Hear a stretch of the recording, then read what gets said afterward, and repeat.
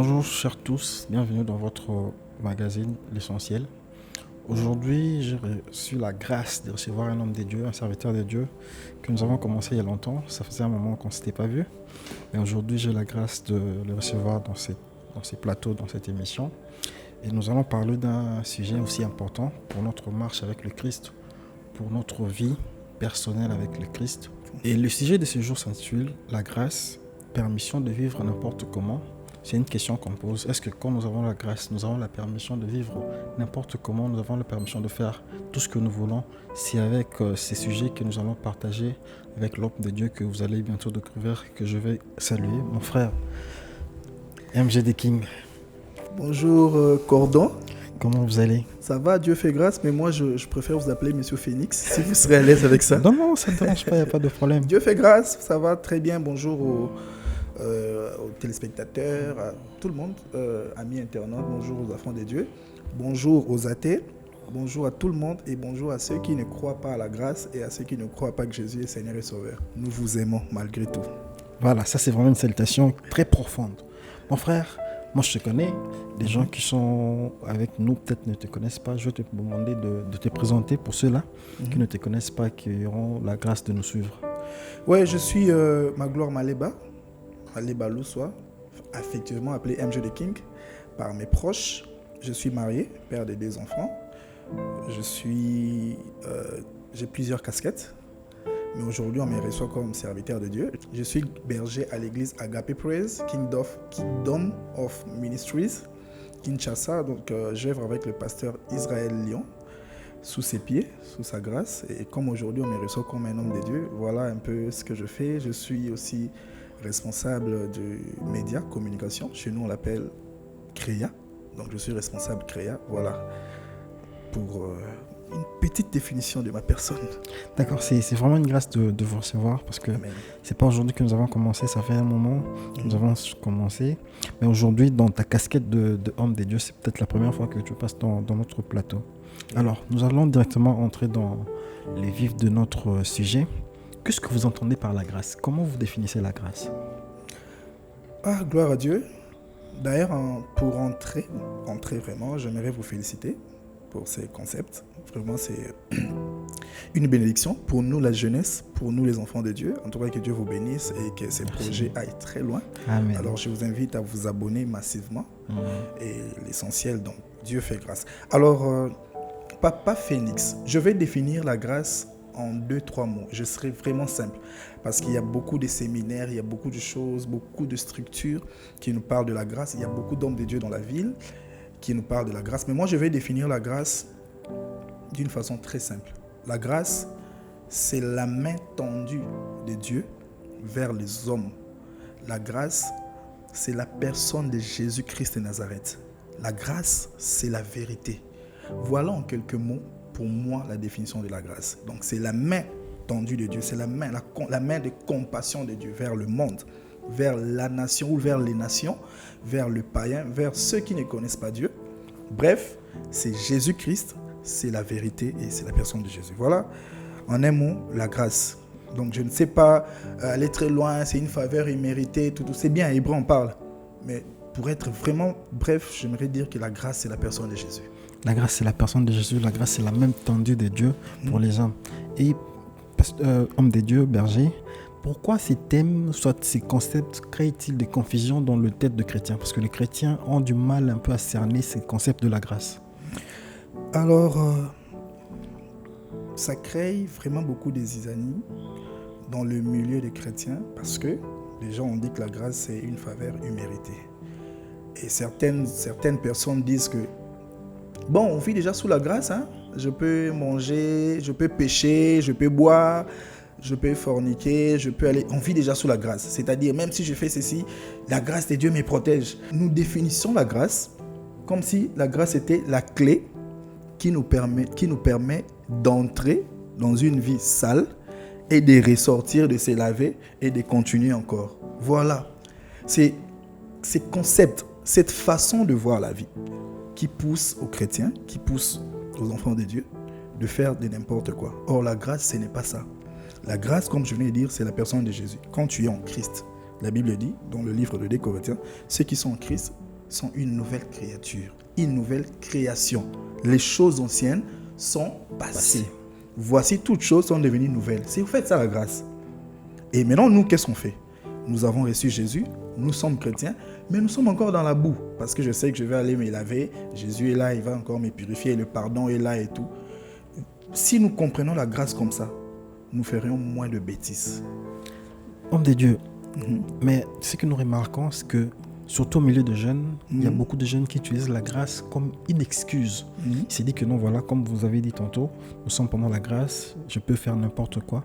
Et pourquoi il y a cette confusion, cette compréhension chez les jeunes d'utiliser la grâce comme une excuse pour faire n'importe quoi?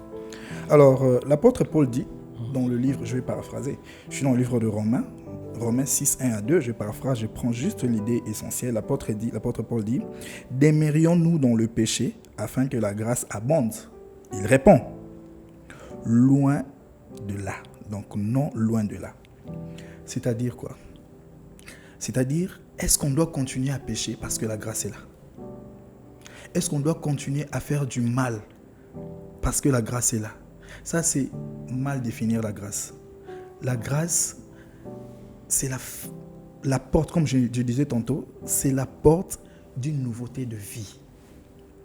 Parce qu'on s'est dit, bon, Dieu dit dans le livre de 1 Jean, si vous péchez, vous reconnaissez votre faute, il est juste et capable et fidèle pour nous le pardonner. S'il nous pardonne nos fautes, il oublie. C'est la main de compassion de Dieu. Mais ça ne nous permet pas, comme l'apôtre Paul dit, de continuer à vivre dans le péché. Pourquoi? Parce que nous avons une nouveauté de vie. Nous connaissons déjà. Cela, je crois dans le livre de Romains 14, on parle, il fait allusion aux païens, il fait allusion à ceux qui vivent sous la loi. Ils disent, ils font ceci, je paraphrase, ils font ceci, ils pêchent, ils font la fornication, parce que dans leur tête, ils savent que nous sommes sous la loi. C'est-à-dire, ce qu'ils font, ils les font exprès parce qu'ils savent que, bon, nous on est pécheurs, mais nous, enfants de Dieu. Il y a de ces choses, il y a de ces lignes de conduite, il y a de ces... C'est comme tu conduis sur le boulevard. Ceux qui ont sens gauche, tu ne vas pas rouler à droite. Donc, il y a de ces choses, grâce à ça, le feu de signalisation. Ça nous montre la voie à suivre. Parce que si tu pars à côté, ces derniers temps dans la ville, pourquoi on nous arrête? Si tu n'as pas de documents, tu ne roules pas. Vous voyez? Si tu n'as pas de documents, tu ne roules pas. Même si tu es qui? Et c'est de la même façon avec la vie chrétienne. Quand on est en Christ, nous avons une nouveauté de vie. Nous avons un code. Nous avons, comment je peux dire, notre constitution à nous. Voilà. Alors, pécher et continuer à faire du mal, sachant que le pardon de Dieu est permanent, ça c'est mal comprendre et c'est mal définir la grâce. C'est mal définir la grâce. Homme de Dieu, oui. Est-ce que la grâce annule la notion de l'effort, la notion de l'obéissance, la notion de principe de Dieu? Parce que nous sommes dans la grâce, nous ne pouvons pas faire l'effort de rester saints. Parce que nous sommes dans la grâce, nous ne pouvons pas obéir à Dieu. Tout justement, comme je venais de dire, c'est mal définir la grâce. Parce que la vie en Christ Jésus, c'est la vie avec beaucoup de principes. C'est la vie avec beaucoup des interdits. Parce que c'est une nouveauté de vie. Nous ne vivons plus comme des païens. La vie en Christ Jésus, c'est la vie avec beaucoup d'interdits. C'est-à-dire, il y a des choses qu'on faisait dans le monde. On n'a plus le droit de le faire. Pourquoi? Parce que nous sommes les miroirs. Nous sommes la lumière du monde. Voyez-vous, Christ dit, on n'allume pas une lampe pour le mettre sous la table. C'est-à-dire, nous qui avons Jésus, nous qui avons la grâce, nous devrions être des modèles. Nous devons être la lumière, nous devons éclairer.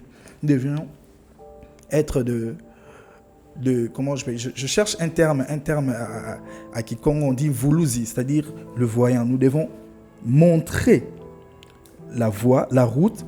Comment montrer la route? Par notre façon de vivre, par notre nouveauté de vie. Écoutez, Cordon, pour la première fois dans la vie d'Antioche, qu'on définisse les gens comme les chrétiens, ce n'était pas eux qui avaient dit aux gens de leur appeler le chrétien. C'était les gens de l'extérieur, les gens de la ville ont vu la façon qu'un certain groupe de gens marchaient. Ils se sont dit, et ces gens-là marchent comme Christ. C'est à ces moments-là qu'on a défini ces groupes de gens de chrétiens.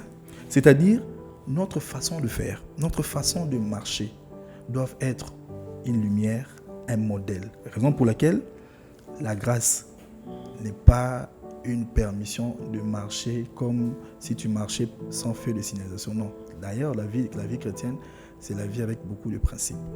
La vie chrétienne, c'est la vie avec beaucoup de principes. Homme de Dieu, comment maintenant concilier cette grâce-là et la responsabilité d'un chrétien? Parce que le chrétien, c'est quelqu'un qui a reçu la grâce, il a la connaissance. Comment un chrétien peut faire pour concilier la grâce qu'il a reçue et marcher dans une vie qui soit pure devant Dieu? Moi, je vais conseiller aux gens de lire la vie de Jésus. Parce que je l'ai dit tantôt dans mon introduction que la grâce, c'est la personne de Jésus.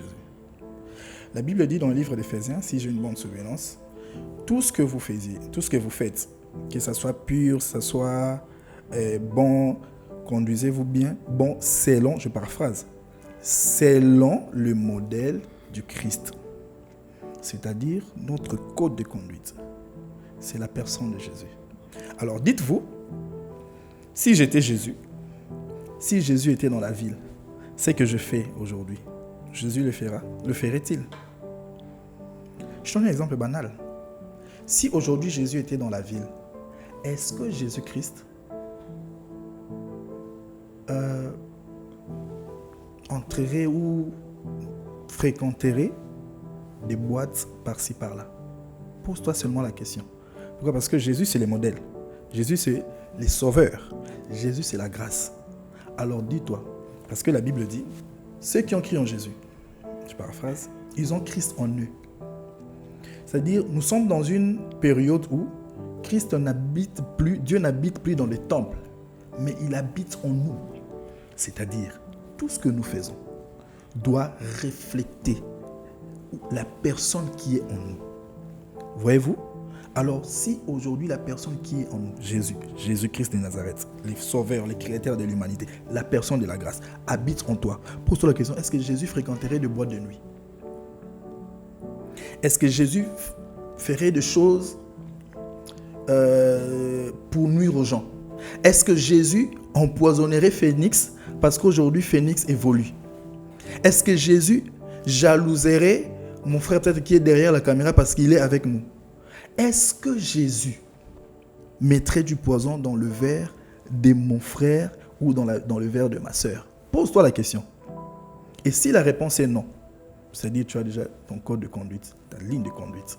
La grâce, c'est Christ en nous. C'est Christ en nous. Je précise, la grâce, ce n'est pas Christ dans la vie de tout le monde. C'est Christ dans la vie de ceux qui ont reçu Jésus comme Seigneur et Sauveur, comme la Bible dit dans le livre de Romains, chapitre 10, verset 9. Si tu confesses de ta bouche et tu crois dans ton cœur que Jésus-Christ est Seigneur et Sauveur, tu deviens enfant de Dieu. Et la grâce, c'est pour ceux-là. La grâce, ce n'est pas pour ceux qui n'ont pas encore reçu Jésus. Et ils vivent sous la loi. Alors quand on parle de la notion de la grâce, j'aimerais qu'on définisse, qu'on essaie un peu de définir les concepts. Et on parle de nous jeunes chrétiens qui avons Jésus-Christ en nous. C'est-à-dire, tu ne peux même pas aller au-delà parce que tu as la personne de Jésus. Tu as la personne de Jésus, il est en toi. Il n'est pas avec toi, mais il est en toi. Il est vraiment en toi. Homme de Dieu, la vie que nous avons, la situation actuelle de la jeunesse nous laisse un peu perplexes parce que nous voyons des gens sombrer dans n'importe quoi, surtout des jeunes, dans le milieu des jeunes. Il y a beaucoup de jeunes qui font n'importe quoi. Ils se disent que non, voilà, comme on a dit tantôt, il y a la grâce. Mais comment encourager quelqu'un à vivre sainement dans la grâce? Qu'est-ce qu'un chrétien, un jeune, comment il peut vivre en étant dans la grâce? Alors, je vais donner un verset et puis je vais développer. Galates 2:20. J'ai été crucifié avec Christ. Alors, l'apôtre dit, si je vis, ce n'est plus moi qui vis, mais c'est Christ qui vit en moi. J'ai été crucifié. Si je vis, ce n'est plus moi qui vis, c'est Christ qui vit en moi. C'est ce que je disais tantôt. La personne de Jésus-Christ en toi. Je vais donner 2-3 principes ou 2-3 vérités. La première des choses, je dirais, il faut assainir son entourage. Assainir son entourage. Même Christ, quand il est venu, il n'a pas pris tout le monde comme disciple. Parce que je souligne aussi, Christ, les disciples n'étaient pas encore apôtres. Ils sont devenus apôtres après la mort de Jésus. Donc ils ont été certifiés après. Mais quand ils marchaient avec Jésus, c'était des apôtres en stage. Ok? Mais même le maître, je reviens à ce que je disais, même le maître était sélectif. Parce que la chair est faible. Voyez-vous? Facilement, je peux être influencé. Si Phoenix aujourd'hui porte une très belle chemise, comme vous avez porté une très belle chemise, demain je me rencontre avec vous. Une très belle chemise, comme vous avez toujours l'habitude de porter votre très belle chemise. La troisième fois quand je me rencontrerai avec vous, je serai tenté moi aussi de porter une très belle chemise. Il y a un homme de Dieu que je salue, le révérend Vicky Dissachi, qui a dit ceci. Si vous avez 5 amis pauvres, le 6e à devenir pauvre, c'est toi. Parce que l'influence, l'environnement t'influence. Alors nous devons assainir notre environnement. La deuxième des choses, nous devons être sélectifs à ce que nous regardons. Parce qu'aujourd'hui, voyez-vous, je bénis Dieu pour cette plateforme essentielle. Parce qu'aujourd'hui, même sur les réseaux, il y a n'importe quoi. Il y a même l'initiation sur les réseaux. Je dois assainir ce que je vois. Ce n'est pas toute chose que je vois là que je dois y rester. Je peux voir, je zappe. Ce que tu vois, ce que tu entends. Frère, la Bible dit dans le livre de Romains, la foi vient de ce qu'on entend. La foi vient de ce qu'on entend. Et ce qu'on entend, c'est la parole de Dieu. Je vais choquer quelqu'un. La Bible ne dit pas la foi chrétienne vient de la parole de Dieu. La deuxième partie, c'est pour nous les chrétiens. Ce qu'on attend maintenant là, c'est la parole de Dieu qui crée en nous la foi. C'est-à-dire, si j'entends la musique mondaine, elle va créer en moi quoi? La foi. Voilà. La nature de la chose que tu as l'habitude d'entendre, c'est la nature de la personne que tu vas devenir. Merci Saint-Esprit. La nature de l'environnement que tu fréquentes, c'est les résultats de personnes que tu vas devenir. Voyez-vous, moi j'ai fait l'IFASIC. J'ai fait 5 ans à l'IFASIC. Seulement, on m'a appris à parler les langages journalistiques, l'écriture journalistique. Pendant 5 ans. Et quand j'ai fini mon cursus, on m'appelle monsieur le journaliste. Pendant 5 ans. J'ai appris la communication. Il y a de ceux-là qui font 10 ans, 8 ans, et après leur cursus, ils sont appelés médecins. Pourquoi? Parce qu'ils étaient dans cet environnement. Et ce que je dirais aux frères chrétiens, soyons très sélectifs à l'environnement. Ce qu'on voit, ce qu'on entend. Voyez-vous? Il y a aujourd'hui des gens qui sont devenus journalistes parce qu'ils étaient seulement dans l'environnement des journalistes. Hein? Ils étaient là derrière la caméra, ils ont vu comment est-ce que vous formulez vos phrases, vous questionnez, puis ils sont allés faire la formation, ils reviennent, ils sont journalistes. Alors on doit être très sélectif. D'abord, dans son environnement, les amis que tu fréquentes, ce que tu vois, ce que tu entends, parce que ça crée en toi la foi. Alors je redis, la nature de la chose que tu entends, c'est la nature de la chose ou de la personne que tu deviens. Vraiment, ça c'est vraiment important. Dans le même cadre, dans le même ordre d'idée, est-ce qu'on peut garder une foi saine, une foi solide, si on n'a pas une discipline spirituelle? C'est pas possible. Je l'ai dit dans mon introduction, la vie chrétienne, c'est une vie de discipline. Si tu n'es pas discipliné, tu n'auras pas les résultats. Il m'est arrivé de faire le sport.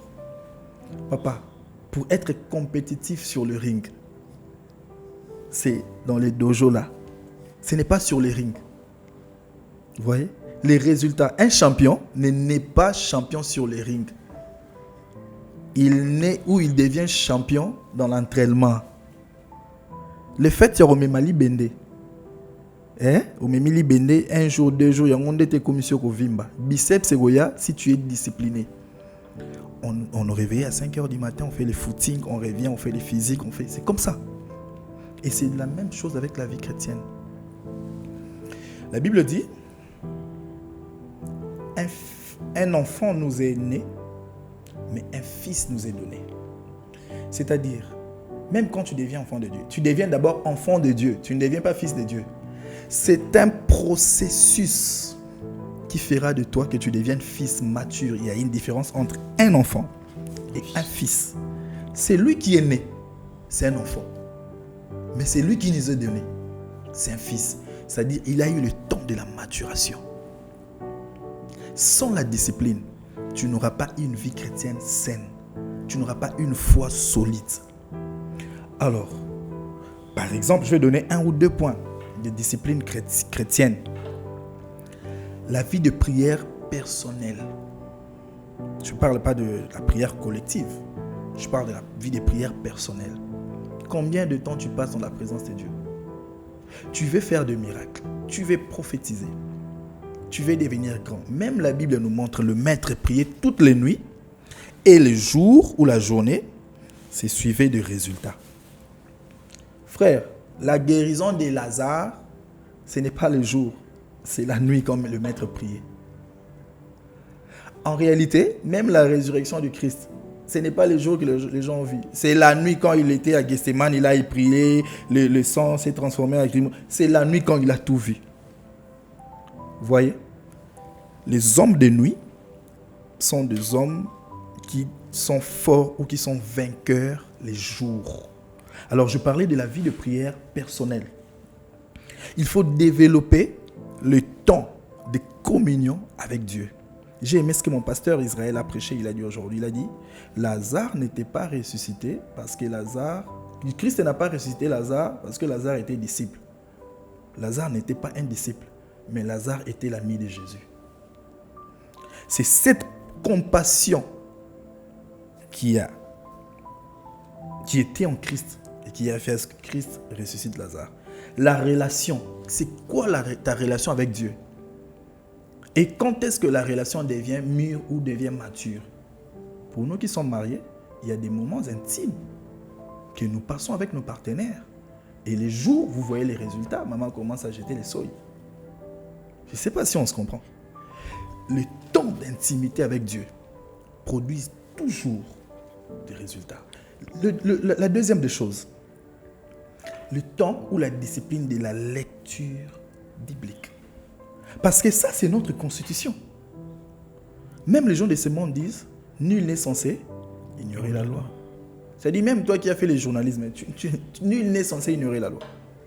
Et toi, ta constitution, c'est la Bible. Tu n'as même pas le temps de communier avec Dieu. Tu n'auras pas une vie chrétienne stable ou disciplinée. La troisième des choses, je parle de la lecture biblique. La troisième des choses, l'étude biblique. Lire la Bible et étudier la Bible, c'est deux choses différentes. Prends le temps d'étudier la Bible.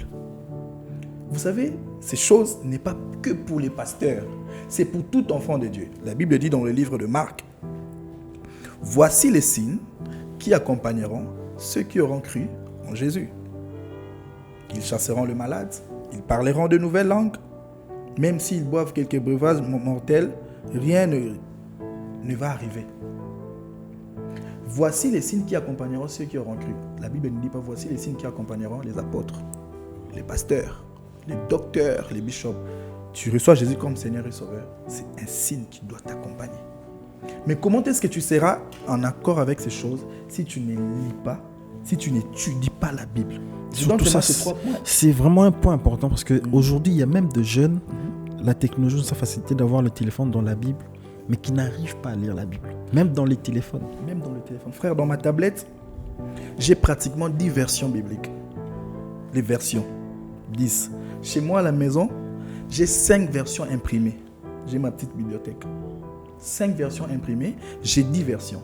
Dans ma tablette, j'ai des lexiques bibliques. J'ai des livres. Et à chaque fois que je suis au boulot, je suis connecté. J'ai le temps de suivre des enseignements sur YouTube, mais j'ai le temps de faire aussi des recherches. Ce que je dis, c'est les résultats de recherche. Le problème n'est pas... En fait, TikTok n'est pas un problème. Aujourd'hui, nous sommes en train de passer sur les plateformes, TikTok, Facebook et autres. Mais qu'est-ce que vous en faites? L'étude biblique, c'est le temps de communion avec Dieu. Lorsque tu étudies ta Bible, fait, j'ai aimé ce qu'un homme de Dieu dit. Il a dit, moi quand j'étudie ma Bible, je crois que c'est le docteur David Kateba, il dit, moi j'ai question de la Bible. Maintenant, pourquoi ici Jésus tu as pleuré? Pourquoi tu as pleuré? Vous voyez, souligné. Mes Bibles imprimées, papa, mes Bibles saines, c'est souligné, j'ai pris la croix, j'ai amené là-bas. Maintenant, c'est juste une discipline. Ce n'est pas question de l'âge, ce n'est pas question d'être pasteur, ce n'est pas question d'être docteur. C'est question d'être discipliné. Alors la discipline, elle est très importante pour un chrétien. Pour, bien évidemment, comprendre la grâce et vivre la grâce. La discipline, elle est très importante. C'est vraiment ça, ce qu'on dit. Parce que nous voyons aujourd'hui, il y a de jeunes qui n'arrivent pas à se discipliner. Devant l'alcool, devant les femmes, devant n'importe quoi. Ils n'ont pas de discipline, même sur Internet. Parce que comme vous avez dit tantôt, qu'est-ce que tu regardes? Nous avons les réseaux sociaux. Qu'est-ce que tu regardes? Les jeunes sont dans des sites pornographiques, qui sont dans tout ça là. Et si tu veux vivre une vie disciplinée, mon frère, je t'appelle à revoir un peu ce qui compte. Reviens à l'essentiel. Discipline-toi, discipline ta vie. La grâce n'est pas là pour cacher tout cet aspect de choses. Il faudrait d'abord que tu fasses un pas. La Bible dit dans le livre de Tite 2, 11-12, je paraphrase, la grâce de Dieu nous enseigne à renoncer à l'impiété et au convoitisme mondain. Justement. La grâce nous enseigne à renoncer à l'impiété et au convoitisme mondain. Quand on parle de l'impiété, on parle de péché mondain, l'impudicité et autres. Donc la grâce n'est pas la clé au péché. D'ailleurs, si tu as connu la grâce de Dieu t'enseigne que tu ne peux pas faire ça et venir de... Non, la grâce de Dieu t'enseigne la bonne marche. Merci beaucoup, excusez-moi je voulais juste porter ces non, il n'y a pas de problème, homme de Dieu, il n'y a pas de problème. Donc, chers frères, chères sœurs, nous vous parlons de ces choses, comme l'apôtre Paul disait, pour que vous puissiez apprendre, pour que vous puissiez changer. Homme de Dieu, nous allons bientôt progresser, nous allons bientôt chuter, nous arrivons presque à la fin. Ah, les bonnes choses. Ouais, les bonnes choses ne durent jamais. Qu'est-ce que vous pouvez dire à tous ces jeunes qui se disent que voilà, nous avons la grâce, tout m'est permis, je peux tout faire, je sais que comme vous avez dit, je vais sortir, je vais aller me laver. Quel est le message que vous pouvez leur adresser? La Bible dit, tout m'est permis, mais tout n'est pas utile. Tout m'est permis, mais tout n'est pas utile. Même la science nous montre, je reviens, parce qu'on est jeunes, on parle entre jeunes. Bon, j'ai aussi flirté en médecine, j'ai fait aussi la médecine pendant un temps. La science nous montre que l'alcool n'est pas bon, que fumer n'est pas... D'ailleurs, les gens qui vendent des histoires écrivent « fumer est préjudiciable à la santé ». C'est permis, mais est-ce que c'est utile? Non. Pourquoi ce n'est pas utile? Parce que ça nuit à la santé, ça tue. Aller dans une boîte de nuit, ce n'est pas interdit, c'est permis. Mais est-ce que c'est utile pour moi, enfant de Dieu? Parce qu'on a parlé de l'environnement. Faire la débauche, c'est bien. Mais est-ce que c'est utile pour moi, l'enfant de Dieu? Parce que ma constitution me montre comment marcher. Alors, ce que je veux dire aux jeunes, à mes frères et sœurs, oui, la vie nous demande beaucoup. La chair nous ramène vers le bas. Les désirs de la chair existent. On ne peut pas nier, on est entre nous jeunes, il faut qu'on se le dise, il faut qu'on dise de vérité. Face. Mais il y a une meilleure chose qui est au-dessus de tout ça. C'est la vie en Christ. La vie en Christ, c'est une vie paisible. Si vous voulez faire la vie, pensez-y. La Bible dit « tout m'est permis, mais tout n'est pas utile ». Quand on parle de l'utilité, c'est par rapport aux méfaits de ce qui est permis, bien évidemment. Je peux toucher les courants, c'est permis. Les méfaits, c'est quoi? L'électrocution. En fait, quand on dit tout m'est permis, mais tout n'est pas utile, c'est-à-dire c'est par rapport aux méfaits, aux inconvénients. C'est par rapport aux dégâts qui se suivent, qui viennent après. C'est par rapport aux résultats, bien évidemment. Aller à l'école, c'est permis. C'est utile parce qu'après, voilà, on échange avec un bon français. Voyez-vous? Mais fuir l'école, c'est aussi permis. Mais ce n'est pas utile parce que tu seras qui dans la société? Donc, frères, sœurs, c'est bien, la chair nous réclame, la chair nous demande beaucoup. Mais pensons à ce que La Bible dit, j'ai crucifié la chair. Et si je vis, ce n'est plus moi qui vis, c'est Christ qui vit. Si tu veux faire quelque chose ou aller quelque part, dis-toi seulement, si c'était Christ. Si c'était Christ. Et la réponse que tu auras, tu sais ce qu'il faut faire. Voilà, c'est la meilleure question que tu peux te poser. Tu veux faire quelque chose, dis-toi, si c'était Christ. Mets-toi à la place du Christ. Si toi, tu étais Christ que tu as reçu, tu t'es dit enfant de Dieu, tu t'es dit que non, voilà, j'ai reçu Dieu dans ma vie, mais si c'était Christ lui-même en présence, qu'est-ce qu'il allait faire? Devant une telle situation, tu te poses la question et tu verras que le Saint-Esprit va t'aider. Homme de Dieu, on est arrivé à la fin pour ce numéro. Gloire à Dieu. Je pense que ça ne sera pas la dernière fois. On aura encore l'occasion de nous revoir pour aborder d'autres sujets. En tout cas, j'invite les gens à s'abonner massivement, de faire une large diffusion de ce lien, pas seulement de mon émission et de plusieurs émissions, de faire large diffusion. Et merci à vous.